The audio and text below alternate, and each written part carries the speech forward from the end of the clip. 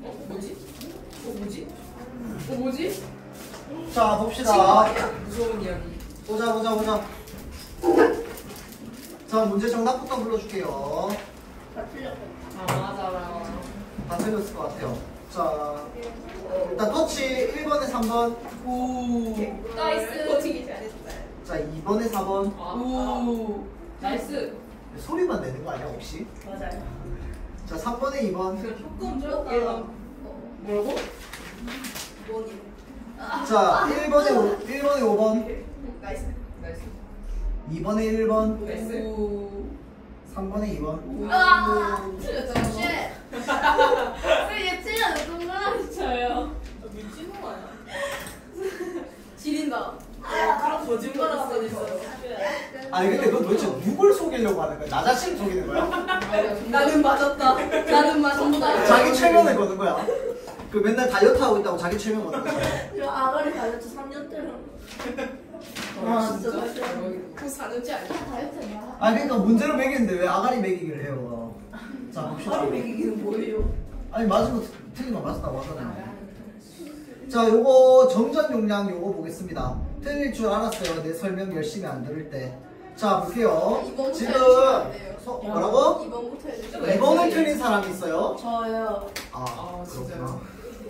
자, 잘 보세요. 요거 아마 기억 때문에 헷갈렸을 것 어떻게 같은데 알았지? 정전 용량의 변화를 측정한 내가 아니라고 진짜 안 듣더니. 아니 근데 빠르잖아요. 으아, 아니 내가 앞에 안 맞았을 때 자. 맞는데. 그거보다 맞는데?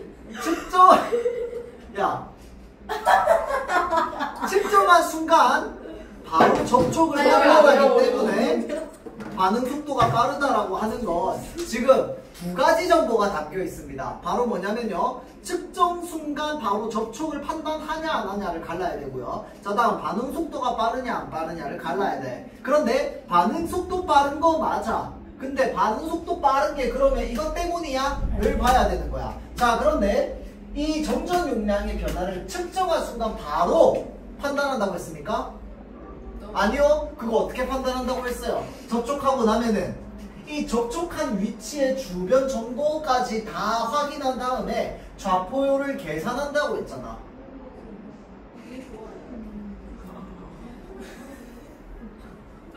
지금 그림 그린 흔적이 아직도 남아있네요. 자, 손가락을 이렇게 대면은 어떻게 되느냐. 자, 여기 봅시다.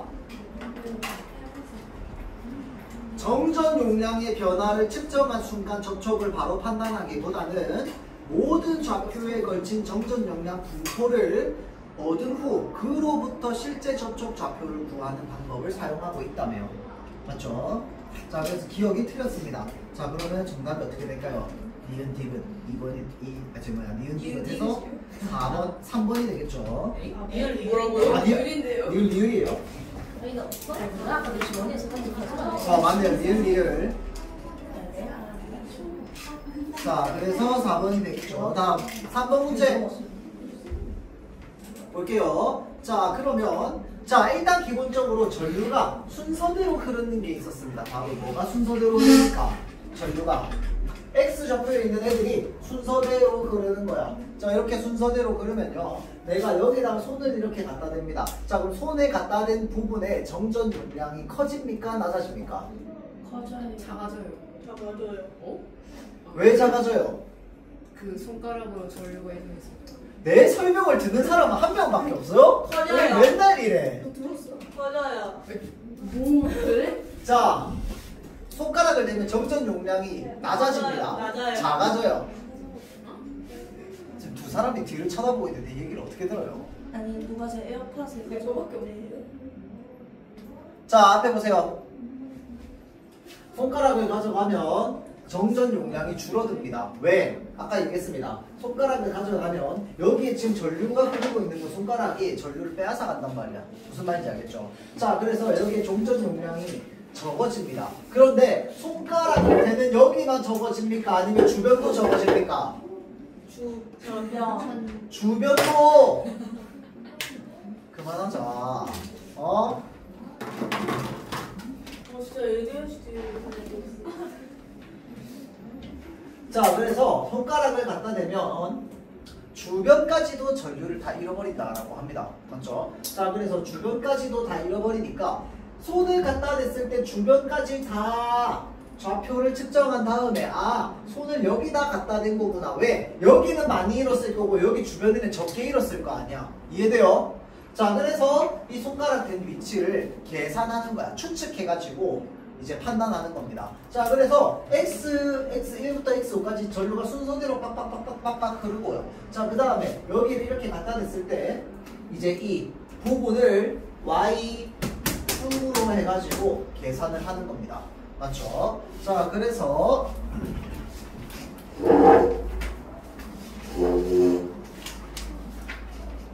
자, 3번 보기 보겠습니다. 자, X3 전극에 전압을 건 순간 터치 스크린은 X3 전극과 Y2 전극 사이에 전류가 흐르게 되어 접촉을 감지할 것이다. 뭐가 틀렸을까요?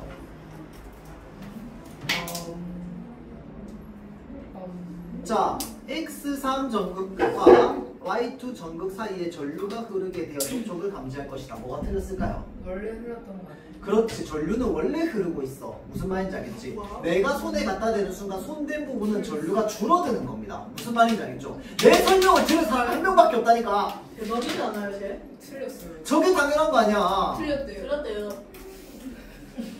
아, 그래. 그래서 3번 보기 틀렸다고요. 믿은 제자의 매직. 뭔 소리야? 아니 틀려. 틀린 보기 얘기하는 겁니다.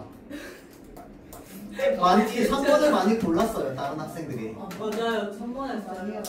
1번은 자, 그래서 마치 손가락을 갖다 대면 거기에 전류가 흐르는 것처럼 느끼기 때문에 보통 이제 그렇게 3번을 많이 체크하더라고요. 자, 근데 정답 몇 번이었어? 2번이었어요. 자, 그래서 X3 전극에 전압을 걸었을 때 Y 전극 중 Y2 전극에서 특정된 충전 용량이 가장 작을 거래요. 왜 그런데? Y2 라인에 뭐가 있는데요? 손가락이 있잖아. 맞죠? 자, 그 손가락이 있는 부분은 정전 용량이 어떻게 된다? 줄어든다고. 알겠죠? 아빠 손가락을 누르는 줄 알았어요.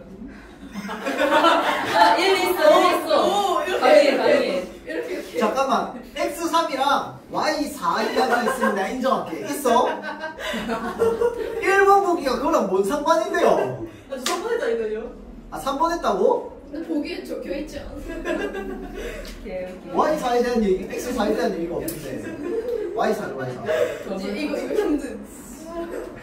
근데 엄지손가락과 그걸 가지고 그거 가지고 헷갈리게 만들었어. 내가 인정할게. 그거 아니잖아요. 자, 다음 이 수학론 틀린 사람 있습니까? 3번 문제. 왜 틀리냐? 다 맞았어? 아이씨. 아까 3번 틀렸지? 3번은 맞죠. 1, 2번 틀렸다는 거야? 자, 볼게요. 윗글과 보기를 근거로 바탕한 판단을 내용으로 적절하지 않은 것은 율곡이는 인간의 마음이 현실로부터 영향을 받지 않을 수 없다라고 생각을 했습니다. 그러니까 현실을 벗어날 수 없어. 이러한 이유로 인간의 본성이 모두 선한 것은 아니라고 봤답니다. 그래서 선하지 않은 본성이 발휘되지 못하게 할 외부의 규율이 필요했는데 그것이 바로 뭐였느냐? 고대로부터 전해 내려오는 예래요. 자, 그래서 예를 통해 마음으로부터 나온 감정들이 적절한 것인지 검증했던 거래요. 자, 이처럼 율곡은 아무 일도 일어나지 않은 상황에서 수양하는 것보다는 여러 상황 속에서 발생한 감정들의 도덕성에 관심을 갖는 무엇을 우선시했다? 공리를 우선시했대요. 자, 그러면 이 2번 보기 한번 보겠습니다. 태계의 마음을 다스리는 방법을 율곡은 예를 새롭게 확립하는 것을 수양론의 핵심으로 생각했다라고 되어 있습니다. 오, 맞는 말이죠. 맞죠? 마음을 다스려서 뭘 하자고 했어? 인간의 선한 본성 이끌어내야 된다며. 맞죠? 자, 다음 율곡은 예를 새롭게 확립해야 된대. 왜? 율곡은 무엇을 중요하게 생각했는데? 국리를 중요하게 생각했어. 자, 그런데 이 율곡 입장에서 국리는 뭐였는데? 이 예를 새롭게 확립하는 것입니다. 맞죠? 몇 번 했어요? 5번 보기 한번 봅시다. 자, 퇴계는 선한 행동이 자기 마음 안에서 나온다고 본 반면 율곡은 자기 마음 바깥의 규율을 거쳐서 나온다라고 봤습니다. 잠깐만. 2번 보기. 새롭게 확립하는 게 틀린 거죠. 새롭게 확립하는 게 아니라 뭡니까 지금? 그대로부터 저 내려오는 예입니다. 맞죠? 자, 그래서 그대로부터 전해져 오는 예야. 그렇기 때문에 새롭게 확립하는 것이 아니라 그대로부터 내려오는 예시를 예의를 바탕으로 이제 국리를 우선시했습니다. 자, 다음 선한 행동이 자기 마음 안에서 나온다. 이거 마음 다스리는 거 맞죠? 자, 율곡은 자기 마음 바깥의 규율이라고 했는데 이 자기 마음 바깥의 규율이 여기서 말하는 뭐야? 예의를 말하는 거죠. 예를 말하는 겁니다. 자, 그래서 정답이 2번이 되죠. 자, 다음 시간이 없다. 요거 문학 들어갑시다.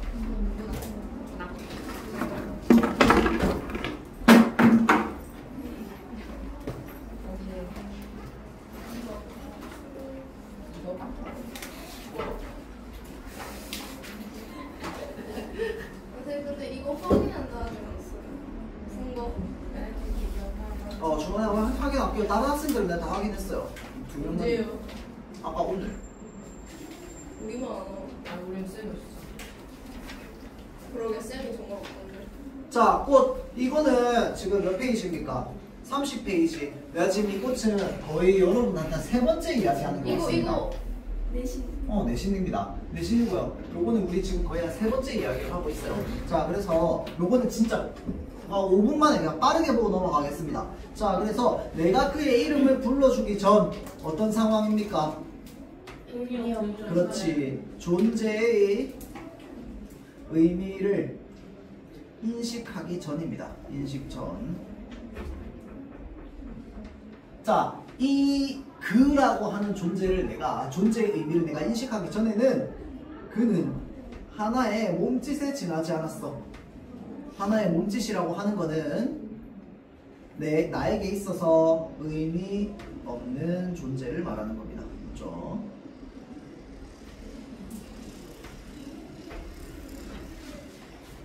자, 그런데 내가 그의 이름을 불러주었을 때 뭡니까? 존재의 의미 인식 후 그는 나에게로 와서 꽃이 되었대요. 자, 그럼 여기서 말하는 꽃이 바로 뭡니까? 나에게 있어서 의미 있는 존재가 되겠다. 그렇지?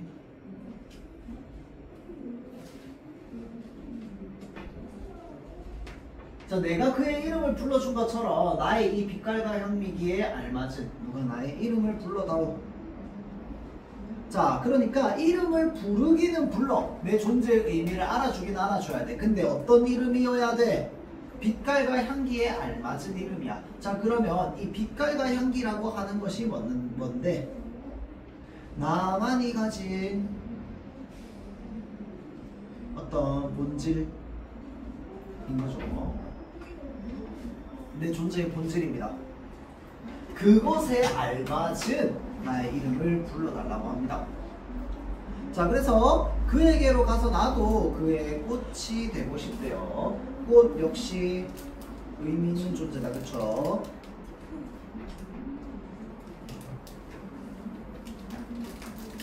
자, 우리들은 모두 무엇이 되고 싶대요? 무엇 역시 의미 있는 존재죠. 너는 나에게, 나는 너에게 잊혀지지 않는 하나의 눈짓이 되고 싶다. 하나의 눈짓 역시 뭐에 해당합니까? 의미 있는 존재에 해당합니다. 자, 그런데 우리 잊혀지지 않는 이라고 했는데 우리 잊혀지지 않는 맞춤법 맞는 표현입니까? 아니요. 어떻게 해야 돼요? 치치 않는. 치치요? 치지. 치지요? 잊혀치지? 잊히지 않는. 그렇죠. 잊히지 않는 눈짓이 되고 싶다라고 해야죠. 또는 잊어지지 않는, 잊어지지 또는 잊히지 않는 하나의 눈짓이 되고 싶다. 자, 다음 페이지 농무. 요건 좀 어렵습니다. 자, 농무라고 하는 게 뭐냐면요, 그 풍물놀이입니다. 막 깽가리 치고 징 치고 하는 거 있잖아, 그렇지? 자, 그래서 이 농사일과 관련된 이제 뭐 춤이나 이런 것들을 이제 추는 겁니다. 자, 그래서 농부는요, 이 농사를 짓고 이 농사의 고단함과 이 힘든 이런 것들을 잊어버리는 아주 신나고 경쾌한 리듬의 이제 풍물놀이입니다. 그래서 막 춤도 추고 하는 거거든. 자, 그래서 그거를 농무라고 합니다. 자, 볼게요. 징이 울린다, 막이 내렸다. 오동나무에 전등이 메어 달린 가설 무대. 구경꾼이 돌아가고 난 텅 빈 운동장. 자, 지금 풍물놀이 공연하는 이제 장소 또는 이제 운동장이라고 볼 수 있겠죠. 자, 그래서 구경꾼이 돌아가고 난 이제 쓸쓸한 공간입니다.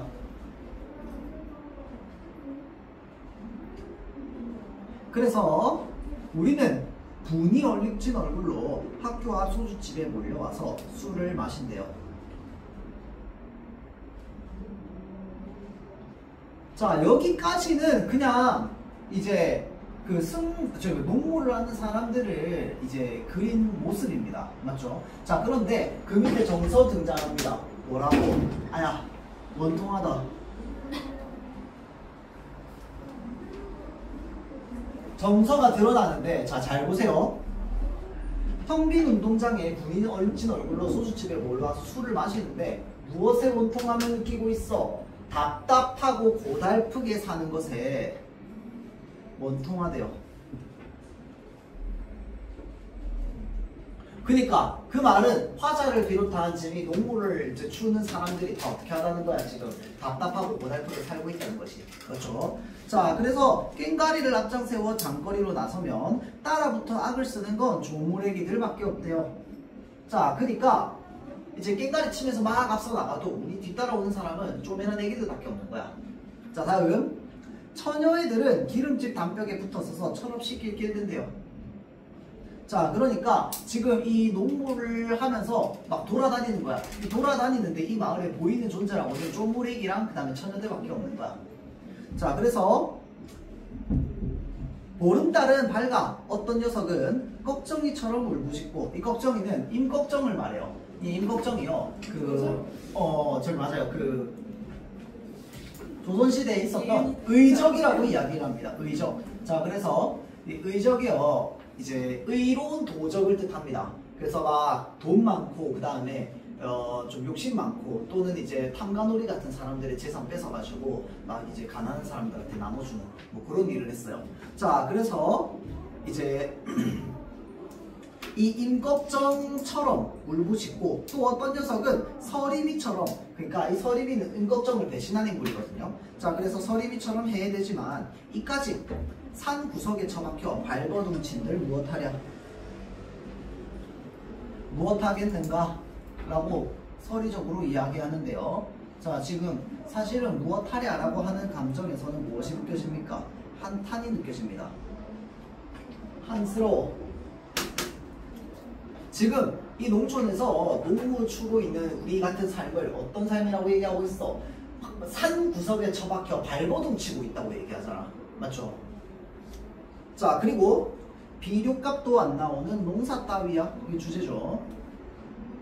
주제의식을 드러내는 문장입니다. 그러니까 왜 답답하고 고달프게 사는 게 원통하다 라고 얘기를 하냐면, 농사 해봐야 비료값도 안 나오는 거야. 굉장히 역설적인 상황이다, 그치?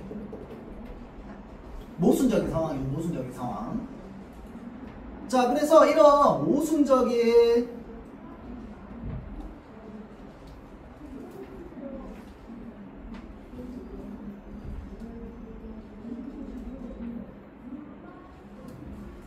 모순적인 농촌의 상황을 그려내고 있습니다.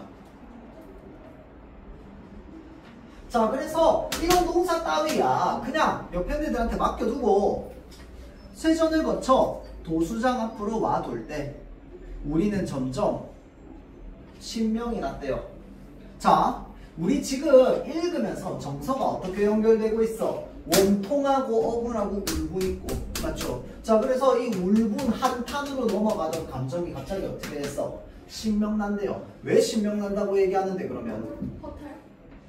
그렇다기보다는 일단 기본적으로 깽가리는 계속 치고 있어. 맞지? 춤도 계속 추고 있어. 그러니까 노래가 점점 고조되면 고조될수록 시는 더 날 거야. 맞지? 시는 더 나는데 이 시는 나는데 그러면 감정, 속에 있는 감정은 어떤데? 울분은 점점 더 더해지겠지. 뭔 말인지 알겠죠? 자, 그래서 이 신명이 난다라고 하는 것 자체가 굉장히 역설적 상황입니다. 노래소리는 점점 고조되니까 신명이 나는데 사실 마음속은 어때요? 울분이 커져가는 거야. 자, 그래서 한 다리를 들고 날라리를 불거나 고갯짓을 하고 어깨를 흔들거나 라고 하면서 농구를 치면서 이제 추면서 이제 지나가는 거죠. 자, 그래서 여기 뒤에 한번 보겠습니다. 자, 농구는요 낙천적이고 활기찬 율동으로 활기찬 율동과 흥겨운 장단으로 이루어져 있어. 농촌에서의 힘겨운 노동의 피로를 풀게 해주는데 이 작품에서는 농구를 통해서 피폐한 농촌 현실에 대한 분노와 울분을 표출하는 수단이 되고 있습니다. 자, 그래서 농민의 울분과 한을 신명으로 분출하는 역설적인 상황이 나타납니다. 자, 그리고 농촌, 그러니까 농사해봐야 비료값도 안 나오는 모순적인 현실에 대한 농민들의 비판과 저항의 표출로서 지금 이 시가 그려져 있습니다. 자, 그러니까 우리는 점점 신명이 난다라고 얘기하지만 실제로는 신이 나는 게 아니라 이 울분, 이 분노가 커지는 겁니다. 자, 그래서 이 시구에서는요 중의적 의미를 좀 볼 수 있습니다. 자, 이게 뭐냐면요, 막이 내렸다 라고 하는 건 공연이 끝났다라고 하는 의미도 있고요. 또 하나는 뭐냐면 이 농촌 공동체 사회가 끝났다 라고 하는 의미도 또 담겨 있습니다. 자, 다음 분이 얼룩진 얼굴 할 때요, 이 분이 얼룩진 얼굴도요 분장이 얼룩진 얼굴과 분노가 얼룩진 얼굴, 그러니까 분노가 서려 있는, 분노가 어려 있는 얼굴로 볼 수 있습니다.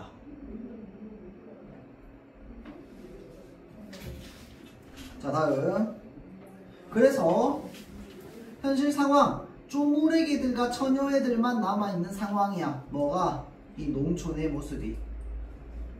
그래서 비료값도 안 나오는 농사 따위야 어떻게 옆에 애들한테 다 팽겨쳐두고 밑에 답답하고 고달프게 사는 것을 원통해 하면서 농물을 주며 신명으로 울분을 분출한다. 자, 그리고 이 작품의 표현상의 특징 바로 뭐냐면 공간의 이동에 따른 시선 전개입니다. 어떻게 공간 이동했는데요? 첫 번째, 운동장, 막이 내린 그 가설 무대, 거기에 운동장. 자, 거기서 어디로 갔어요? 소주집 가가지고 소주 마십니다. 소주 마시면서 뭐라고 얘기해요? 답답하고 고달프게 사는 게 원통하다 라고 얘기하죠. 자, 그러다가 소주집에서 장거리로 나갑니다. 장거리, 시장거리를 말하는 거다, 그렇죠? 자, 그리고 어디? 쇠전과 도수장으로 나아갑니다.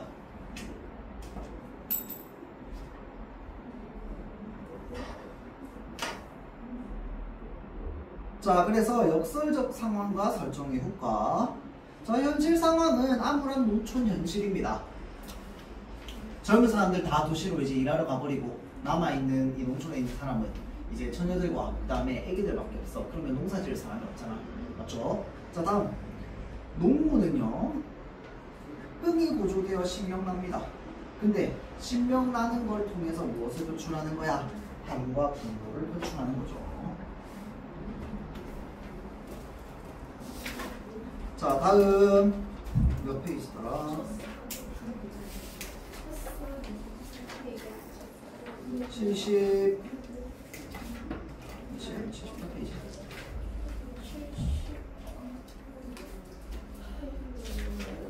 자, 중간에 달밤 띄워놓을 거고요. 광장? 광장할 겁니다. 달밤은 쉬워서 여러분이 혼자 할 수 있어요. 숙제들은 나중에 혼자 할 겁니다.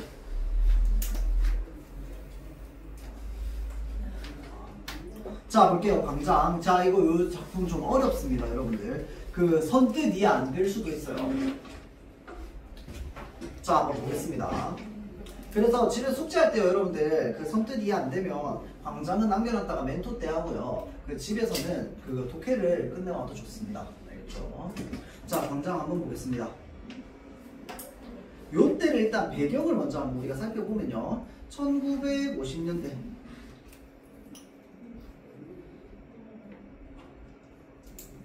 전쟁 이후.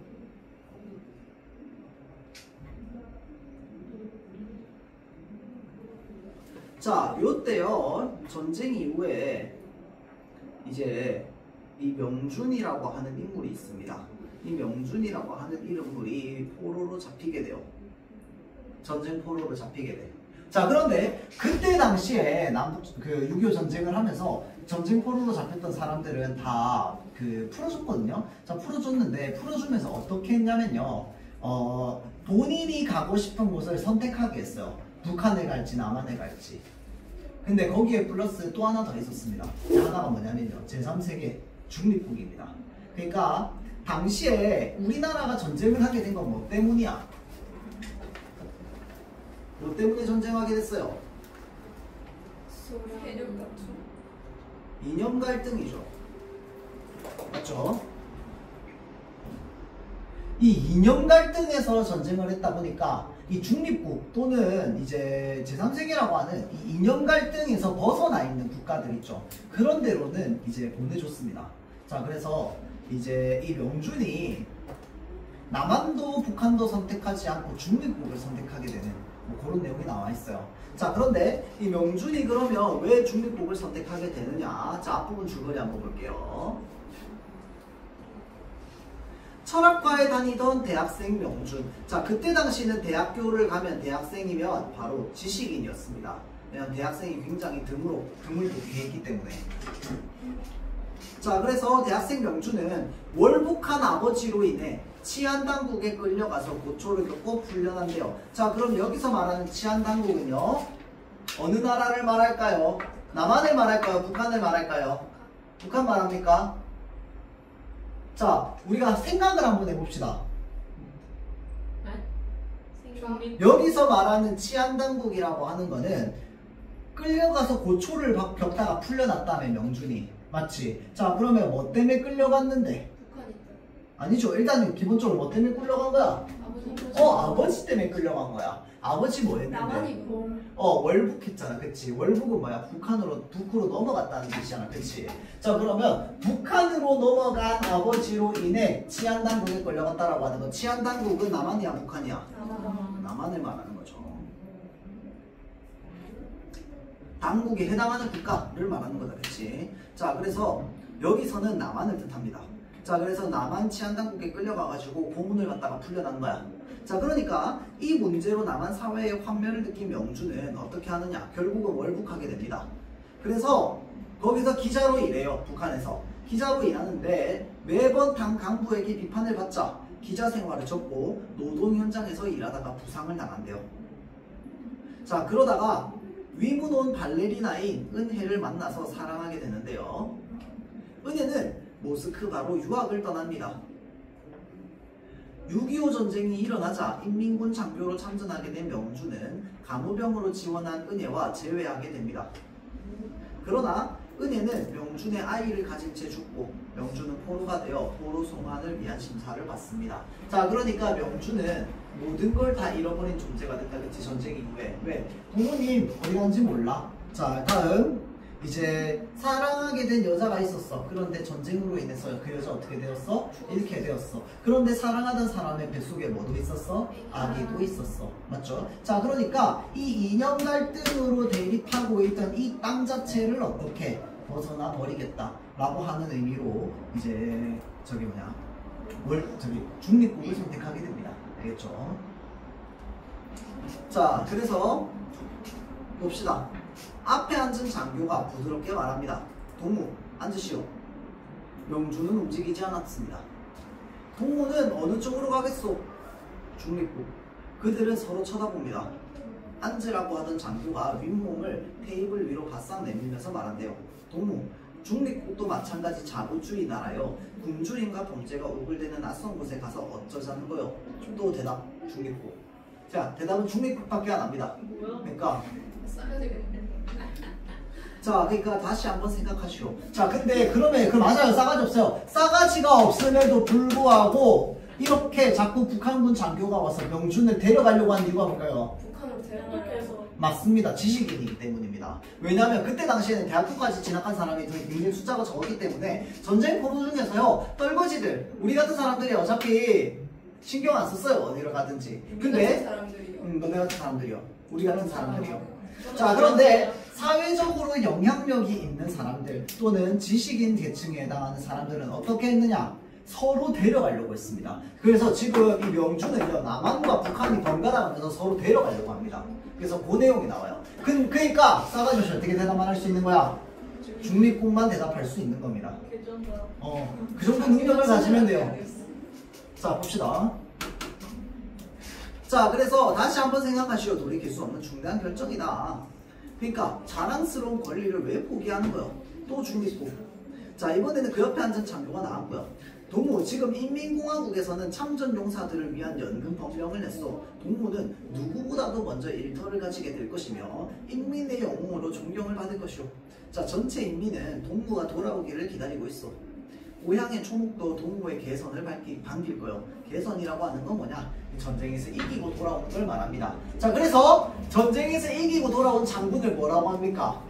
개선 장군이라고 하죠. 개선 장군. 자 그래서 그렇지 개선 장군을 금이 환영하죠. 자 중립국 또 중립국입니다. 그들은 머리를 모으고 소곤소곤 상의를 합니다. 처음에 말하던 장교가 다시 입을 엽니다. 동무의 심정도 잘 알겠소. 오랜 포로 생활에서 제국주의자들의 간사한 게임수의 유혹을 받지 않을 수 없었다는 것도 용서할 수 있소. 자 여기서 말하는 제국주의자들이 누구를 말하는 거야? 남한이라든지 또는 미국 뭐 이런 사람들 말하는 거야. 그렇죠? 안 적어도 돼요. 자 그래서 그런 염려는 하지 마시오.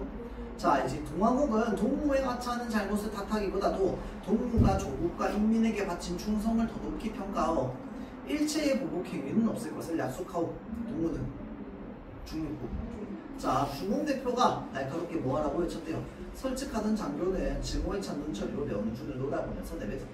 좋아. 자 그리고요 다시 지식인일수록 불만이 많은 법입니다. 그러나 그렇다고 제 몸을 없애버리겠습니까? 종기가 났다고 말이지요. 당신 한 사람 잃는 건 무식한 사람 열을 잃는 것보다 민족에 더 큰 손실입니다. 자 여기서 드러나죠. 자 이 명준을 데리고 오려는 의도가 무식한 사람이 아니기 때문입니다. 맞죠? 자 그래서요 당신은 아직 젊습니다. 우리 사회에는 할 일이 태산 같습니다. 자 나는 당신보다 나이를 약간 더 먹었다는 의미에서 친구로서 충고하고 싶습니다. 친구가 아니시죠? 자 조국의 품으로 돌아와서 조국을 재건하는 일꾼이 되주십시오. 자 낯선 땅에 가서 고생하느니 그쪽이 당신 개인으로서도 행복이라고 하는 것을 믿어 의심치 않습니다. 나는 당신을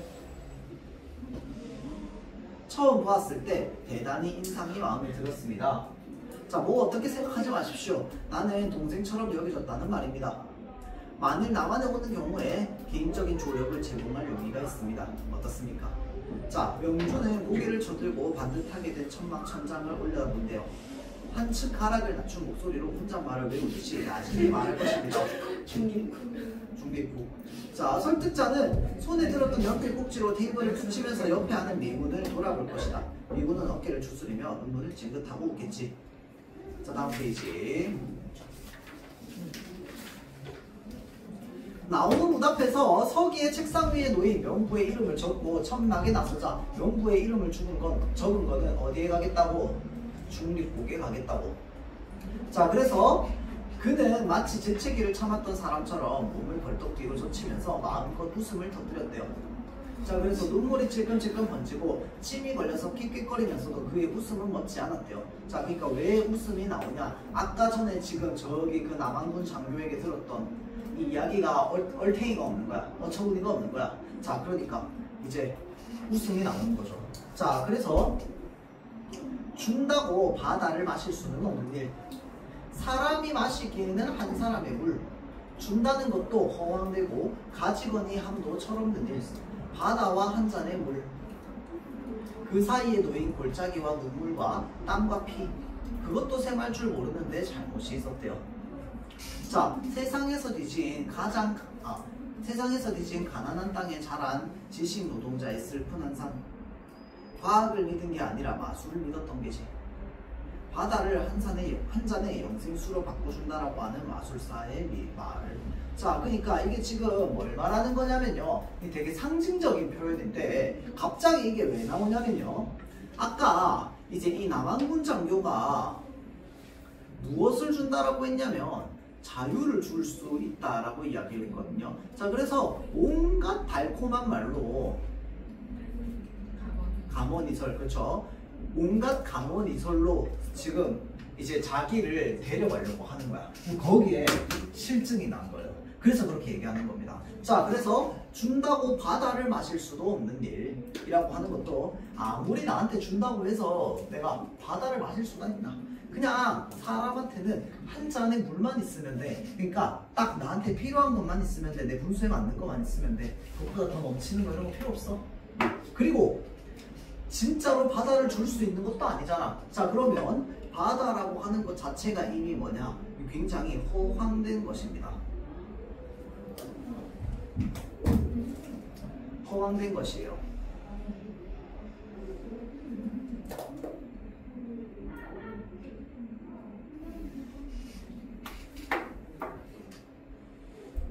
자, 그래서 바다를 한 잔의 영생수로 바꿔준다라고 하는 게 이게 마치 거짓말 또는 약간 사기꾼의 말처럼 느껴지는 거죠. 자, 그게 자기를 지금 데려가려고 하는 이 장교들의 말처럼 느껴지는 겁니다. 뭔 말인지 알겠죠? 그래서 이렇게 얘기한 거야. 자, 그래서 그들을 뻔히 알면서 권력이라고 하는 약을 팔려고 말로 속이고 임을 내가 다 안다는 거야. 자, 그래서 어리석게 신비한 술잔을 찾아 나섰다가 낌새를 차리고 항구를 돌아보자 그들은 항구를 차지하고 움직이지 않고 있었대요. 자, 참을 알고 돌아온 바다의 난파자들을 그들은 강호굴에 가둘 것이래요. 자, 못된 균을 옮기지 않기 위해서 역사는 소걸음으로 움직인대요. 자, 사람의 커다란 모순과 업에 비기면 아무 자국도 못 낸 것이나 마찬가지입니다.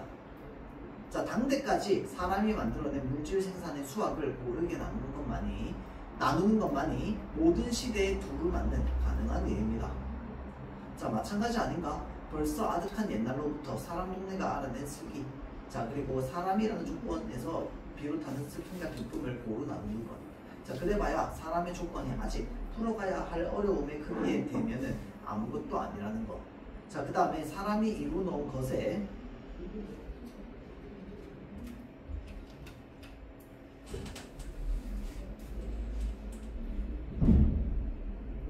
눈을 돌리지 않고 이루어야 할 것에 눈을 돌리면 그 자리에서 그는 삶의 힘을 잃는데요. 자, 그래서 사람이 준 배에서 그래서 사람이 풀어야 할 일을 한눈에 보여주는 것, 그것이 죽음이다. 그래서 은혜의 죽음을 당했을 때 이명준 배에서는 마지막 돛대가 부러진 셈입니다. 자, 그러니까 삶의 에너지를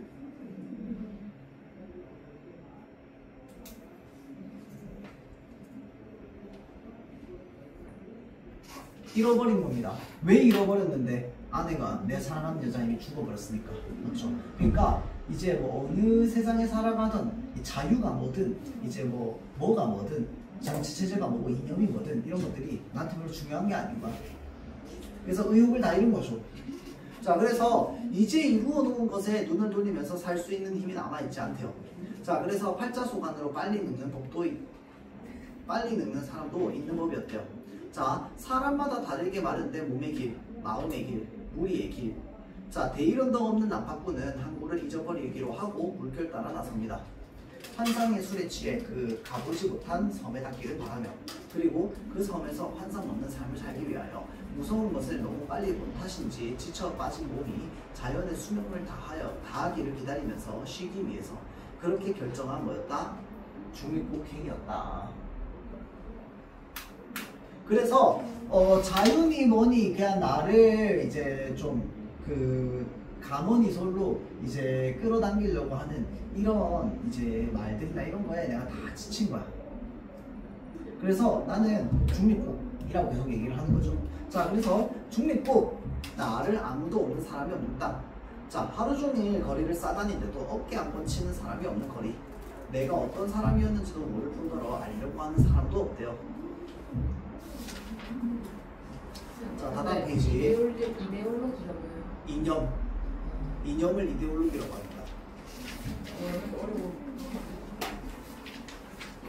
자, 그래서 복도로 나선다. 복도에도 인기척은 없다. 선장실도 올라간다. 이게 뭐냐면 배안이거든요. 배안인데 어떤 배안이냐면요. 이 중립국행 배안입니다. 중립국으로 가고 있는 거야. 자, 그래서 선장실로 올라간다. 선장은 없다. 자, 벽장문을 연다. 총이 제자리에 세워져 있다. 벽장문을 닫는다. 자, 지금 굉장히 짧은 문장으로 표현이 되어 있습니다. 짧은 문장으로 서술이 되어 있어요. 자, 그래서 이 서술을 통해서 이 서술자의 불안이라든지 이런 것들이 좀 드러납니다. 불안 또는 긴장.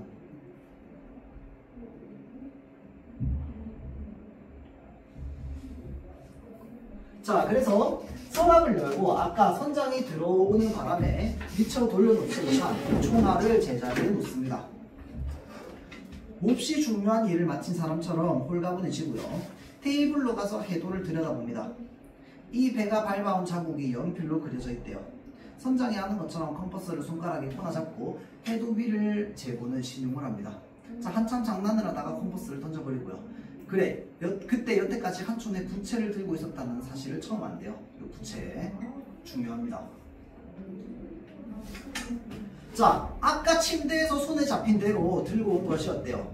자, 의자에 걸터 앉아서 부채를 쭉 편대요. 자, 그랬더니 바다가 있고 갈매기가 있는 그림이 그려져 있는 거야. 부채를 쫙 펼쳤더니. 그래서 이 부채를 이렇게 수평으로 놓으면요, 부채를 접었다가 폈다가 하다가 스르르 이제 눈을 감는데요.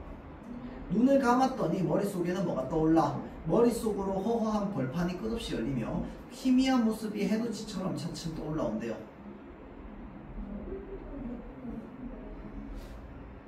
자, 펼쳐진 부채가 있고요. 부채의 끝 넓은 테두리 쪽을 철학과 학생 이명준이 걸어간대요.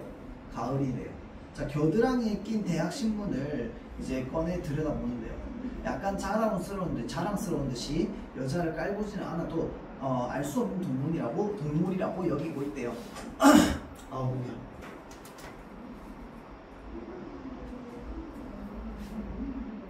자, 책을 모으고 일하러 구경하러 다닌다.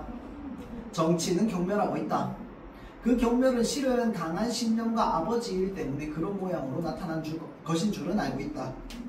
자, 다음에 부채 안쪽을 좀 더 좁은 너비에 바다가 보이는 분지가 있대요. 자, 그러니까 이게 지금 뭐냐면요, 처음에는 부채의 끝, 넓은 끝, 테두리 쪽입니다. 맞죠?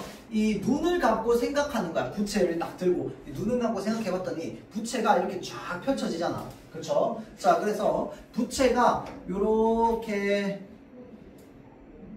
펼쳐지면 밑에 있어요. 아, 있어? 아, 맞아, 있어. 자, 부채가 이렇게 펼쳐지면 요 부채 넓은 부분이잖아. 그치? 부채가 넓은 부분이고 여기는 좁은 부분이잖아. 그쵸? 자, 그래서 여기에 지금 마치 이 내 생각 속에 이 명준이 이렇게 서 있다라고 생각하는 거야. 무슨 말인지 알겠죠? 자, 그래서요, 그러면 부채의 끝쪽 넓은 테두리 쪽은 넓잖아. 그쵸? 그러면 그것보다 안쪽은 어떻게 했어? 더 좁겠지. 자, 그 좁은 너비에 바다가 보이는 분지가 있대요. 자, 거기서 보면 갈매기가 날고 있고요. 윤회에게 말하고 있답니다. 윤회, 날 믿어줘. 알몸으로 날 믿어줘. 고기 썩는 냄새가 역한 배 안에서 물결에 흔들리다가 깜빡 잠든 사이에 유토피아의 꿈을 꾸고 있는 그 자신이 있대요. 유토피아가 뭡니까? 주토피아. 이거 주토피아, 유토피아가 뭔데? 아무것도 나번 맞습니다. 그렇죠, 나번이죠. 그러니까 아무것도 없다기보다는 아무 힘듦이 없는 거지. 그러니까 힘든 게 없는 거예요. 힘든 게 없고 그냥 이제 행복한 것만 있는 그런 곳을 유토피아라고 합니다. 자, 그래서 유토피아의 꿈을 꾸고 있는 자기 자신이 있대요. 그 부채의 중간 부분 안에. 자, 그래서 이제 조선인 콜호스 숙소의 창에서 불타는 전용 노블의 힘을 부러운 듯이 바라보고 있는 그도 있대요. 자, 구겨진 바바레 코트 속에 시래기처럼 바른 심장을 하고 은혜가 기다리는 하숙으로 돌아가고 있는 9월의 어느 저녁이 있대요. 저 유토피아의 꿈을 꾸고 있을 때요. 자, 도리어 뒤통수를 부딪히면서 악마도 되지 못한 자기를 언제까지 웃고 있는 자가 있대요. 자, 그의 삶의 터는 부채꼴 넓은 데서 점점 안으로 오므라들고 있었대요. 삶의 터는. 자, 그래서 마지막으로 은혜와 둘이 안고 뒹굴던 동굴이 그 부채 꼴 위에 있대요. 사람이 안고 뒹구는 목숨에 꿈이 다르지 않으니 어디선가 그런 소리도 들렸대요. 그는 지금 부채 사북자리에 있다. 이 사북이 뭐냐면요, 요 부분을 말합니다. 그 틈머리 부분, 가장 좁은 부분이겠다, 그치? 자, 지금 자기는 거기에 서 있대요. 그래서 삶의 광장은 좁아지다 못해 끝내 그의 두 발바닥이 차지하는 넓이가 되고 말았대요. 자, 이제는 모르는 나라, 아무도 자기를 알 리 없는 먼 나라로 가서 전혀 새 사람이 되기 위해 배를 탔대요. 자, 사람은 모르는 사람들 사이에서는 자기 성격까지도 마음대로 골라잡을 수도 있다고 믿는데요. 성격을 골라잡다니, 자, 모든 일이 잘 될 터였다. 다만 한 가지만 없다면 그는 두 마리 새들을 방금까지 알아보지 못한 것이었습니다. 자, 이 두 마리 새가 뭘 말하는 거냐면요, 하나는 무덤 속에서 몸을 푼 한 여자의 용기를, 자, 다음 방금 태어난 아기를 한 팔로 보듬고 있는, 이제 보듬고 다른 팔로 무덤을 깨뜨리고 있는 하늘, 높이 치솟는 여자를. 자, 그러니까 쉽게 말하면 뭐냐면, 하나는 자신이 사랑하던 은혜를 말하고요, 또 하나는 뭘 말하는 거냐면 은혜가 뱃속에 가지고 있던 자신의 딸을 말하는 거야. 그래서 두 명의 여자를 지금 이제 생각을 한 거죠. 그러니까 그 두 명의 존재는 둘 다 나에게서 이제 없는 존재들이다, 그치?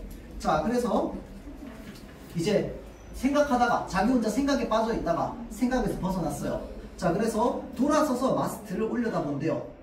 그들은 보이지 않는데요. 바다를 보고요, 큰 새와 꼬마 새는 바다를 향하여 미끄러지듯이 내려오고 있답니다. 자, 바다, 그녀들이 마음껏 날아다니는 광장을 이제 명주는 처음 알아본대요. 자, 그러니까 자기 입장에서 볼 때, 아, 이거 바다도 광장이었구나. 자, 그래서 부채꼴 사부까지 뒷걸음질 친 그는 지금 핑그르르 뒤로 돌아선대요. 제정신이 든 눈에 푸른 광장이 거기 있답니다. 푸른 광장이 뭐야? 바다를 얘기하는 거죠. 맞죠? 자, 그래서요, 이 바다를 보는 순간 자기가 뭘 깨닫냐면요, 그동안 무엇에 홀려 있었다라는 걸 깨닫게 된대요. 자, 그래서 그 넉넉한 백길에 여태 알아보지 못하고 숨바꼭질하고 피하려고 하고 촉으로 쏘려고까지 했던 한 일을 생각하면 무엇에 씌었던 게 틀림없대요. 큰일 날 뻔했대요. 큰 새 작은 새는 좋아서 미칠 듯이 물속에 가라앉을 듯 탁 스치고 지나가는가 하면 되돌아오면서 그렇다고 한대요. 자, 그래서 무덤을 이기고 온 못 잊을 고운 각시들이 손짓해서 부른대요. 내 딸아, 비로소 마음이 놓인다. 옛날 어느 벌판에서 겪은 신내림이 문득 떠오른대요. 자, 언젠가 전에 이렇게 마음이 놓이던 일이 떠올랐다. 거울 속에 비친 남자는 발짝 웃고 있습니다. 명준을 얘기하는 거죠. 자, 그래서 명준이 결국은 어떻게 되느냐, 배에서 뛰어내립니다. 자결해요? 자살해요. 그러니까 중립국행 배를 타고 가다가 이제 자기 혼자 이 부채의 꼴 위에 있는 자신의 모습을 본 거지. 맞죠? 근데 자기가 전에는 이렇게 넓은 곳에 살다가 점점점 이제 좁은 곳으로 오게 되잖아, 그치? 부채꼴의 그 사부 모양 자리로. 자, 그래서 자신이 더 이상 발 디딜 곳이 없다고 판단했을 때 눈을 뜨고 어디를 봤어요? 지금 새들이 날아다니고 있는 바다를 쫙 본 거야. 그랬더니 여기에 푸른 광장이 쫙 펼쳐져 있는 거야. 뭐 말인지 알겠지? 그러니까 내가 자유를 누리려면 어떻게 저 푸른 광장으로 들어가야겠구나, 뛰어들어야겠구나. 그래서 나는 나의 자유를 위해서 내 목숨을 이제 던지는 거죠. 왜? 내가 어디에 살던 자유는 없어. 왜? 남한도 북한도 자유는 없고 중립국 가서도 똑같을 거 아니야.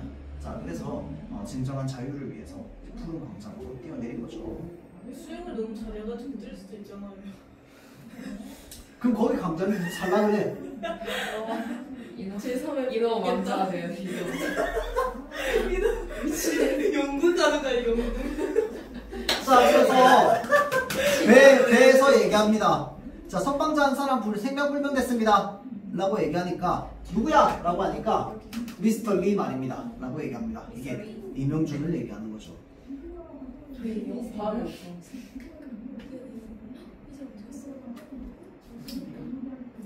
자, 다음 빠르게 다다음 페이지. 요거 작품에 나타난 남북한의 문제. 어렵습니다 여러분들. 자, 이 명준의 입장에서 보기에는요, 남한 북한 모두 유토피아는 아니야. 근데 자기를 이제 여기 오라고 할 때는 여기 이 막 무슨 권리를 주겠다, 뭐 일터를 제일 먼저 주겠다, 마치 우리가 가장 유토피아에 있냐 막 이야기를 한단 말이야. 자, 그런데 명준은 둘 다 살아봤잖아. 그쵸? 그러니까 명준의 입장에서 남한은요, 부패한 자본주의와 방탕한 자유만 남아있는 곳입니다. 자, 반면에 북한은요, 이념에 사로잡힌 엄격한 사회 속에서 국민을 억압하고 통제할 뿐 개인의 자유가 없는 곳이라고 이제 여기죠. 자, 그래서 주제 명준의 선택과 그 의미. 자, 명준의 선택은 남한과 북한의 정치 현실에 대한 비판적 의미가 담겨 있대요. 자, 그래서 중립국을 선택하는 게 남북한 사회 어느 쪽에도 인간다운 삶을 충족하기 어렵다라고 판단해서 이념의 갈등이 없는 중립국을 선택합니다. 또 바다에 자신의 몸을 던지는 것이요, 이념이 배제된 사랑과 자유가 존재하는 자신의 참된 강장, 그러니까 바다를 발견하게 된 거죠. 그래서 절망 속에서의 체념이라고 하는 소극적 부정적인 선택을 합니다. 그게 바로 뭔데요? 자살이죠.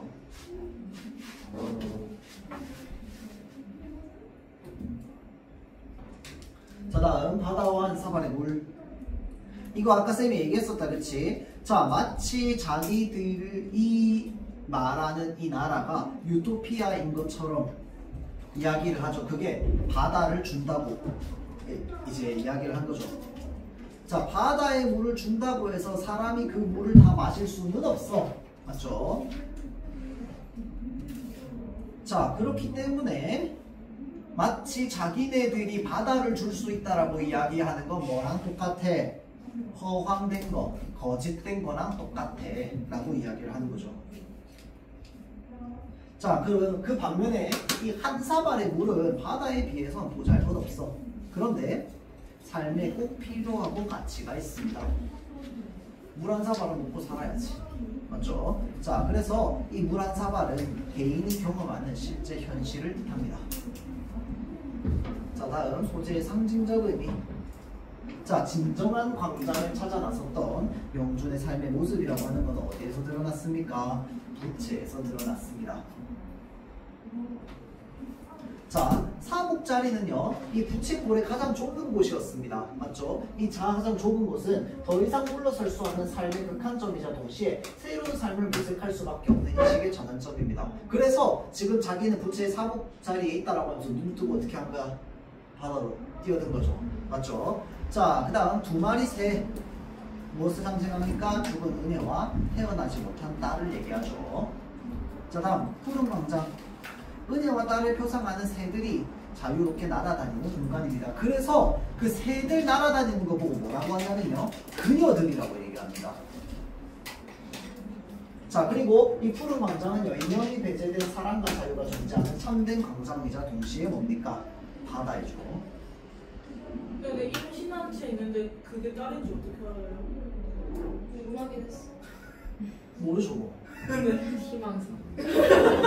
딸이면 좋겠다. 아, 근데 뭐 받았을 수도 있고 소식을 받았을 수도 있고, 또는 배가 완전히 불러 있었다라고 하면은 이제 죽고 나서 배는 갈랐을 수도 있어요. 예?